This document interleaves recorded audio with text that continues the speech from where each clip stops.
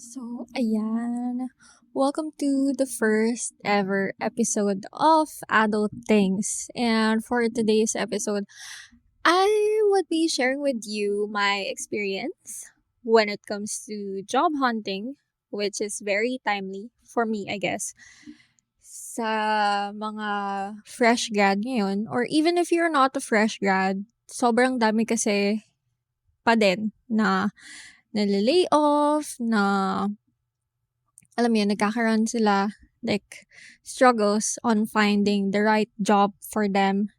So I really want to share my experience kung ano ba yung nararanasan ko when I was job hunting, kung ano yung nagiging struggle ko, and kung ano ba yung kino-consider ko as to why I want or I don't want to apply or get that job, even if it's already an opportunity.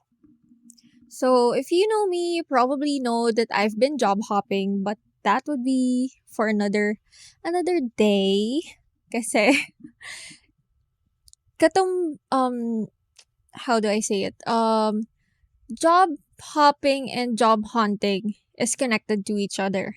And aside from that, job hopping affects your job hunting. And that's what happens to me because I'm a job hopper. And I don't care if you would say that it's a bad thing. For me, it opens up more opportunity rather than hinders me. But anyway, that's for another day, as what I was saying. And yun nga, before we get into details kung ano ba yung dapat na kino-consider mo, especially if you're fresh grad sa pag-job hunting mo, let's compare job hunting when I was a fresh grad sa ngayon. So, I was a fresh grad way back 2019, which was already 4 years ago. And 4 years ago, mas madali makapasok or makahanap ng job even if you don't have any experience. Like, let's say, alam mo yun, you're a fresh grad but you have the skills that they're looking for. They're not very nitpicky kung ano ba yung skills or dapat ba na tick off mo na lahat nung nandun sa listahan ni HR para ma-hire ka or magkaroon ka man lang ng chance. And before kasi, yung market for job hunting, especially if you're a fresh grad or considered as bago pa lang sa industry, which is 1 to 2 years pa lang yung experience mo, hindi ka sobrang mahihirapan kasi yung mga kalaban mo or kaagaw mo dun sa position na ina-applyan mo is just the same level as you. They're either fresh grad, they only have 1 to 2 years of experience, unlike today na lahat literal kalaban mo. So, I have this experience as a virtual assistant and wherein I already have wide range of experience. I have an experience with real estate, I already have an experience with marketing. I also have an experience as a virtual assistant for 2 years during that time. And then suddenly you would be competing with a lot of people from different industries. And alam mo yun, from different backgrounds, pero iisa lang yung main goal. That is to become a virtual assistant because you want a work from home job. And that's really a struggle right now kasi everyone wants a work from home job. Like, aminin man natin o hindi. And aside from that, yung pinaka naging struggle ko is competing with people who have 5 to 10 years of experience or alam mo yun, yung tenureship nila, ganun nakalaki. Like, anong laban ko sa ganun na yung tagal sa industry, especially yung mga galing sa BPO. Sila talaga yung pinaka magiging kalaban mo in every job hunting right now. Kasi sila yung mas malaking chance na mapili since they have that tenureship. Aside from that, they also have the skills na mas madalas hanapin. Kasi right now, yes, hinahanap sa mga VA, sa mga virtual assistant, yung maalam ka sa marketing, maalam ka sa sales and such. Pero kasi, if you're from BPO, you already know so many things, especially yung pagbebenta through phone call. And yun yung pinaka hinahanap nila. Which is, for me, yun yung isa sa struggle ko. I really don't like making cold calls kahit na ginagawa ko siya noon. And aside from that, I also don't like the fact na parang, alam mo yun, you have to call this tons of people and you have to really present yourself in a way na i-imaginein mo paano ba nila maririnig yung boses mo. Like, pag narinig ba nila yung boses mo, does it sound convincing or does it sound like you're just pushing for a sale? And aside from that, ang isa pa sa struggle na na-encounter ko, even right now, yun yung napapansin ko is yung mga HR, they're very nitpicky. Like, alam mo yun, they would ask you for your salary range, and then kahit na pwede naman siya, kasi it's, alam mo yun, huwag kayong matakot makipag-negotiate with your salary. I swear.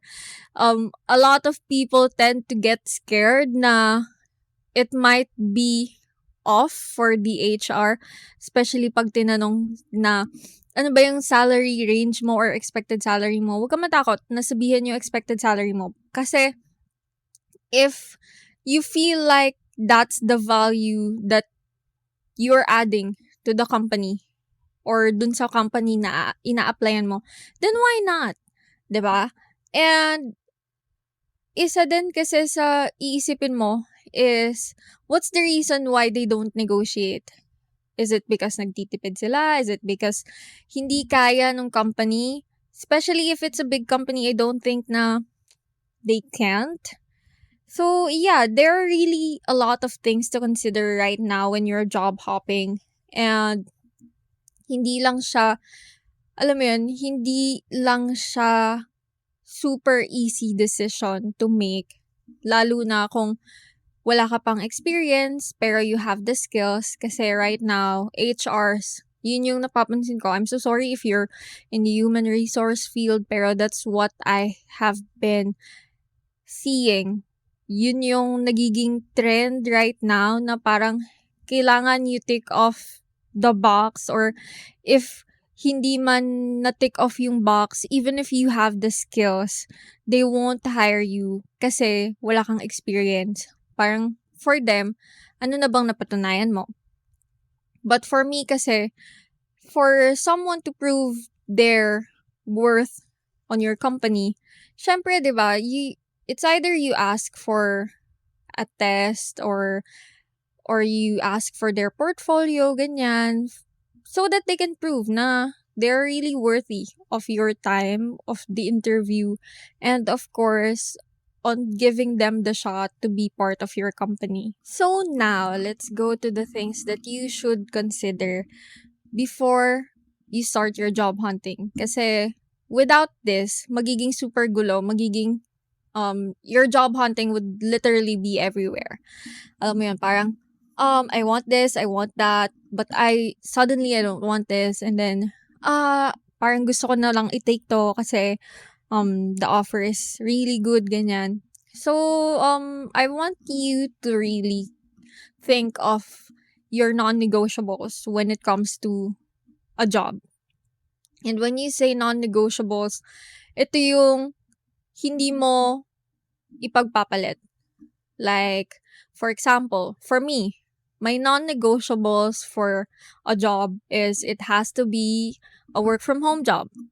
Because during my experience, way back 2019 until before the pandemic, I was going back and forth from Laguna to Makati.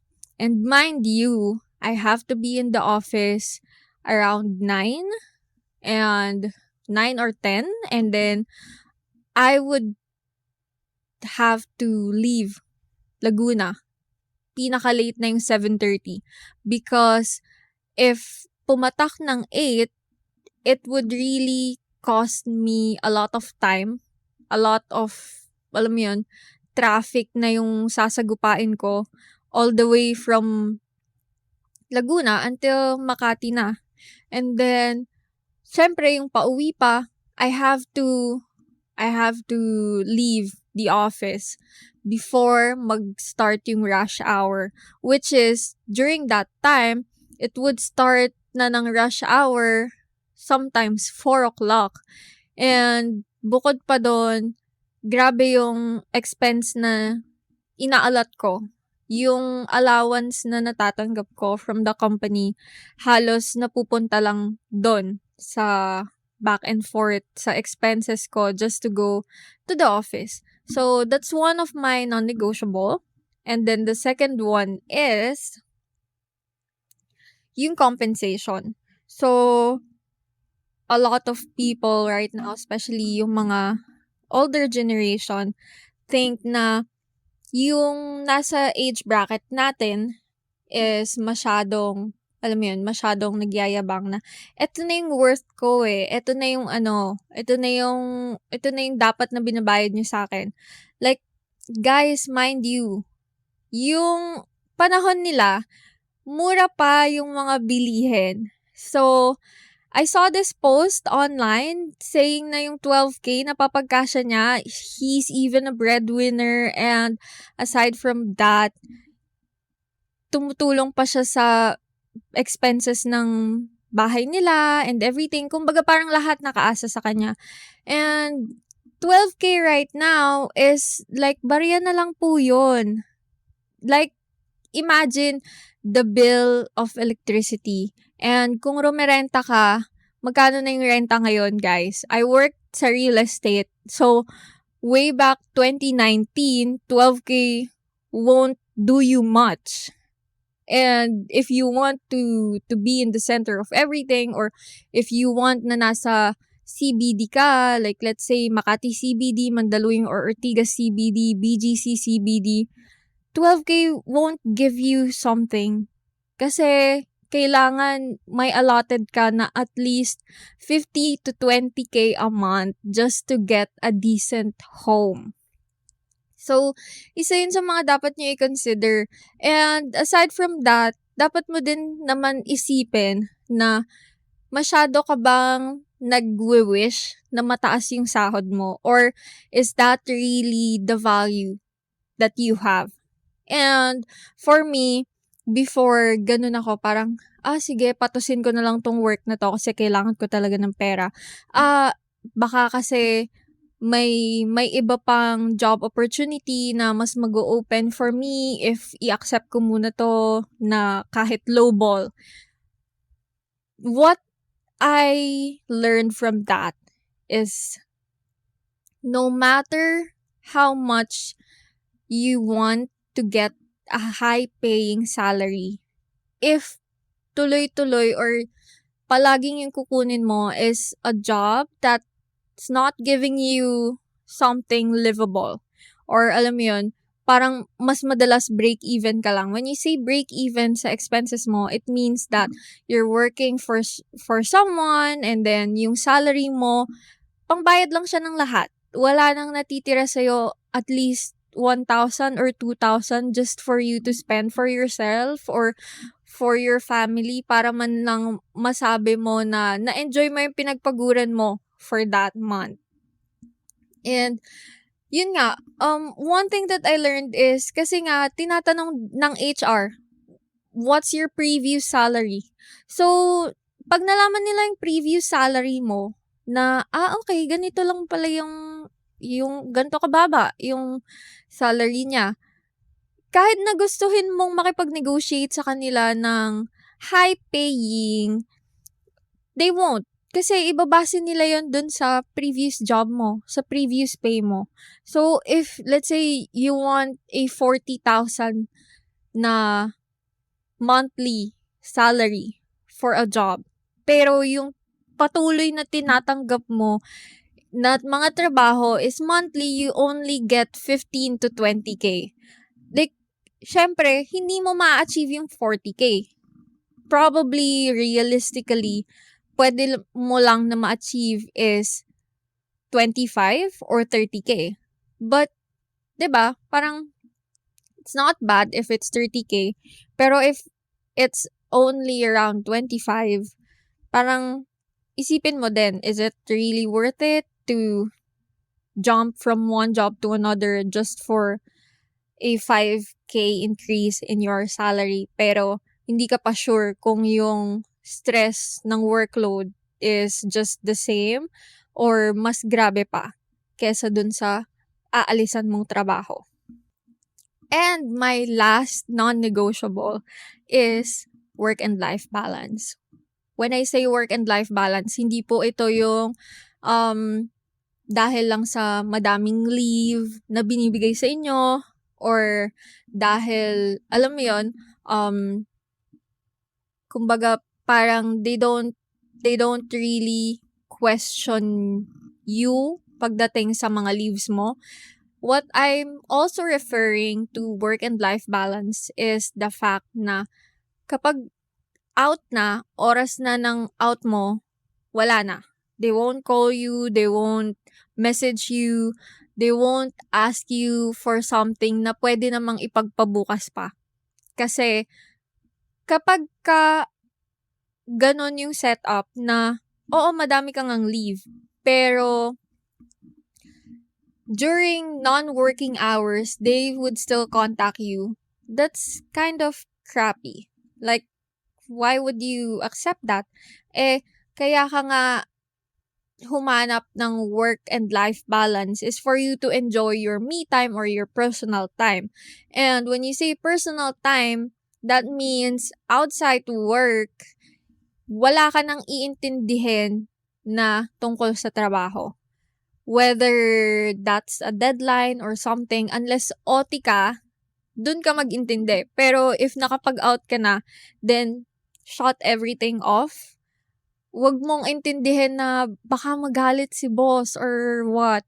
Kasi, at I believe na yung totoong leader, not a boss, because I don't really like the term boss. Kasi pag boss, yun yung ganon. Yung tipong mas importante yung mga work and all work-related stuff.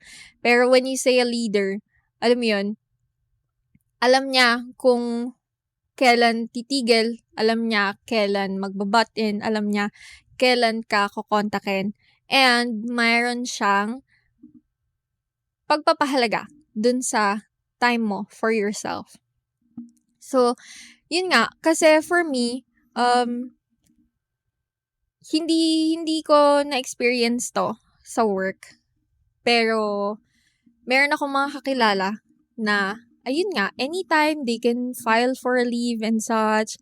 Tapos, Saturday, Sunday, that's their weekend off. And then, they have this, alam mo yun, plenty of bonuses and such. Pero, yung kapalit nun is, they don't get to enjoy the after working hours. Kasi, merong magme-message, merong tatawag.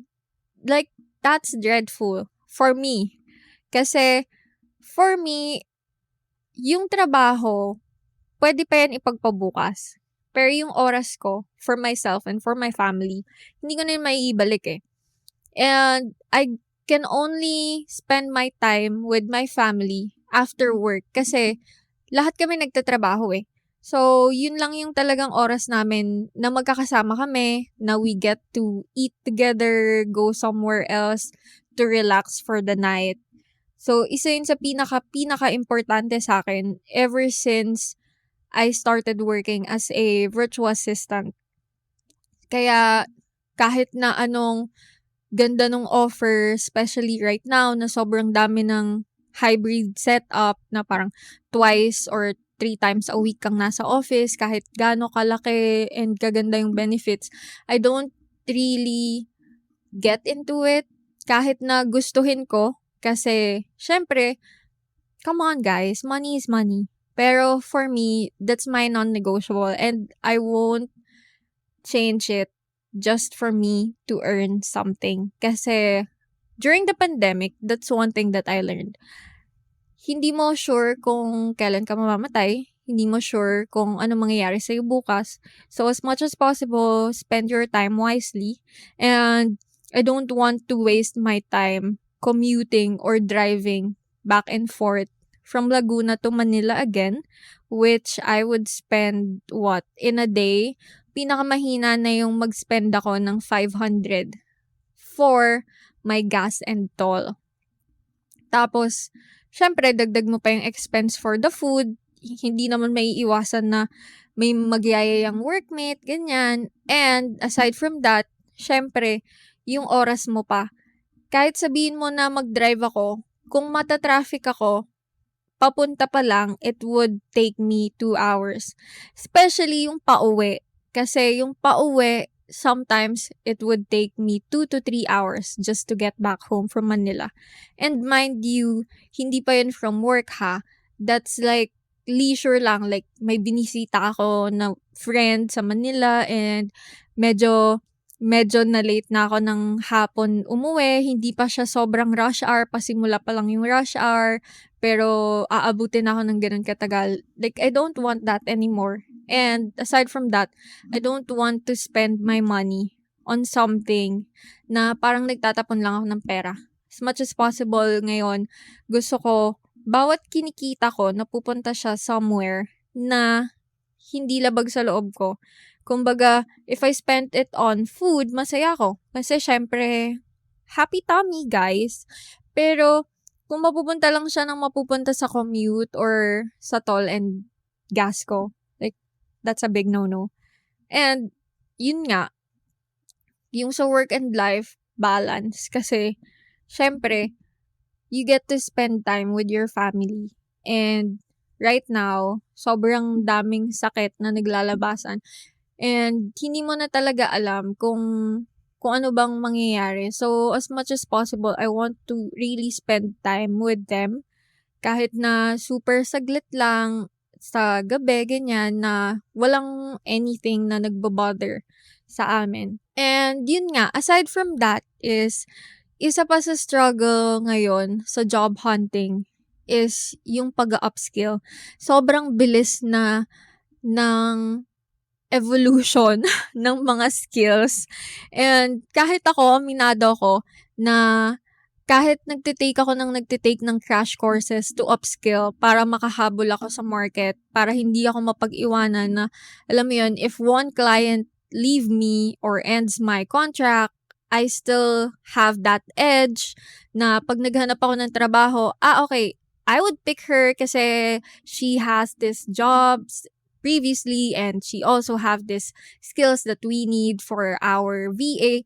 Pero, ang hirap kasi for me, na ang dami ng experience from different industries pa, nagsistruggle pa ako na makakatch up. Tulad nun, right now, sobrang booming ng AI and I was like, what the There's so many things that I need to catch up. And then, there would still be something na mai-improve for social media and then for vlogs and then for videos, and I'm like, how would I even digest all of this all at once just for me to be able to keep up with the trends that's been happening, especially if yung gusto mo na pasuking industry is like nasa tech or kaya naman related siya sa advertising or marketing.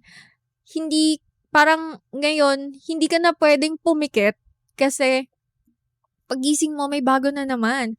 And then, you would struggle pa kasi madaming lumalabas online na parang take this course, take this blah blah blah. And then, hindi mo namamalayan na gumagastos ka na Pero 'pag nandun ka na sa crash courses na yon, turns out it's not really something helpful kasi they branded it as like that. Pero parang 50% of it is trash and then the half of it is just what you need. And I experienced that before na I've been paying for crash courses just for me to be able to keep up with the virtual assistant trends. And mind you, halos yung nagastos ko in a span of, I think that's 3 months or 6 months, is umabot na ng halos 10,000 or more. Just for me to be able to keep up. And when I was doing the crash courses, I'm like, this is not what I paid for. I don't think I would get anything from this because I already know these things. And this is not the skills that I actually need to keep up with the trend. So, ayun, when you're job hunting and you want to upskill, kailangan maghanap ka din ng something credible. And nandyan lagi si YouTube, guys. Huwag kayong matakot na mag-take ng mga YouTube videos, tutorials, and such that would be helpful for you. Kasi even though it's not something that would give you a certificate, maniwala kayo sa akin, certificates for crash courses are not really needed. Kasi what they need is your portfolio. Makita nila na you actually know what you're doing.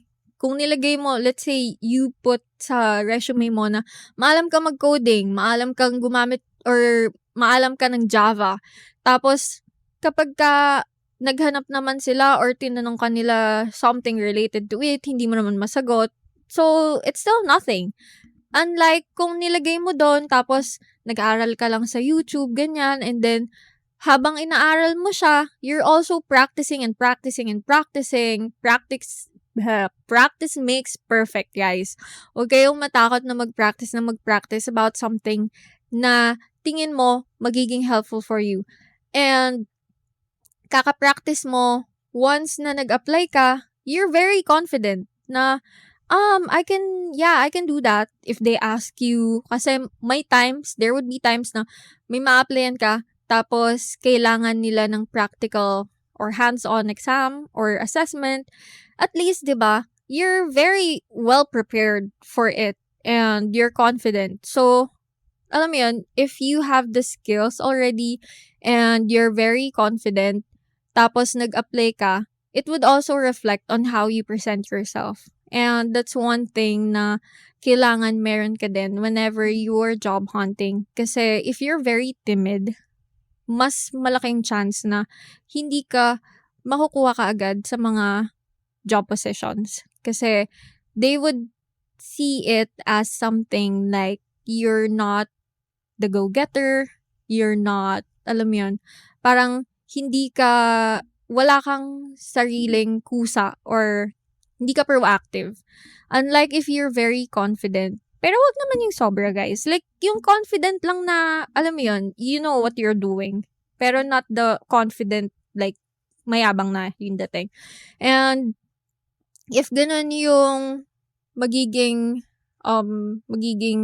reflection mo sa kanila, syempre, they would be impressed or they may not be impressed, pero at least you would leave an impact na kaya mo dalhin yung sarili mo kahit saan. So, if you're struggling right now with job hunting or alam mo yun, nag-iisip ka na, saan ko ba makukuha yung right job or paano ba ako makakaland ng trabaho? Lalo na ngayon na sobrang dami na ng kalaban ko sa isang job position. I would say don't be discouraged. Kasi believe me, I've been there. I also experienced being discouraged.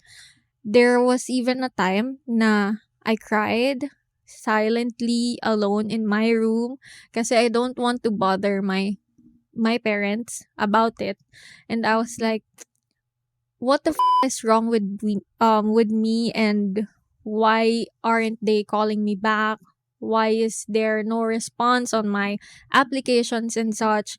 And then one day, biglang boom, there's so many feedbacks like, are you open for an interview? We have an offer for you and such. So, being discouraged for it is normal. Pero wag kang ma-stuck doon. Kasi pag na-stuck ka doon, it would have you in limbo. You would struggle a lot more. And being sad na hindi ka nakuha is okay, pero wag kang masyadong magpadala dun sa emotion na yon. Kasi dadating at dadating din yung right job for you.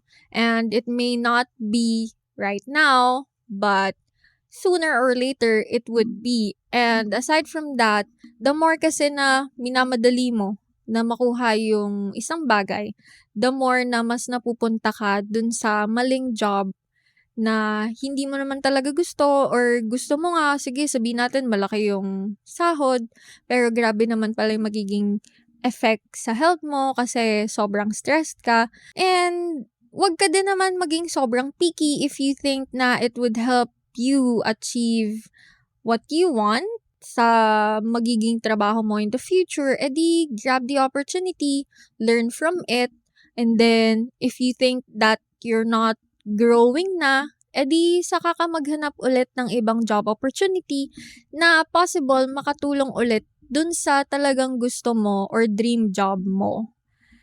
So, yeah, that would be all for today. And I'll talk to you guys soon.